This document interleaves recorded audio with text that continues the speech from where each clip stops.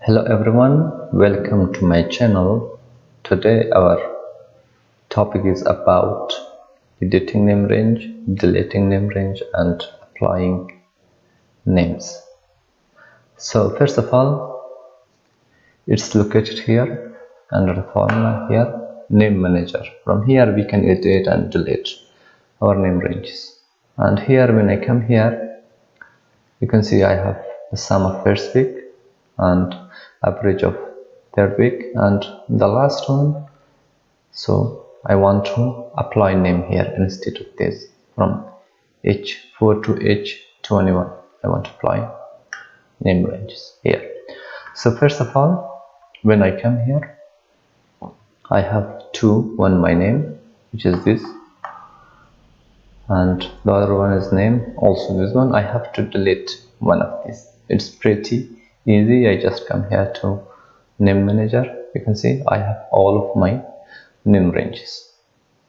I have my name and name. I just select my name and I just come here delete. Are you sure you want to delete the name, my name? Okay, yep. Now I have deleted and I don't have it here. So the next one, so I want to apply name here. I just select this, I just come here and apply name. Under the define name we have apply name. Now here I have all of this. There is average of package. I have to select package and okay. Oops, Microsoft Excel cannot find any references to replace. So what's the problem? So I come here and click on this. Oops. So these are the different ranges. I have to edit my package. When I come here, it's the average of the whole package. So I have to edit this. I come here to the name manager and I come to the package and here edit. And it's the name. I leave it as a default and I come here. You can see I select the whole range and okay, simple, yes, and I close this. So when I come here back and I come here under the define name and apply name, I select the package. I can select 1 or 2 or 3, so I just select the package. So okay, you can see here now I have the package. It's pretty handy.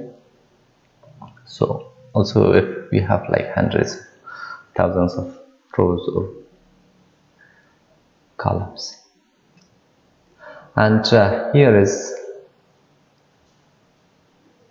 a really cool tool that we can document our name ranges in order to reduce the confusion. So I just select create new sheet. I just rename it as doc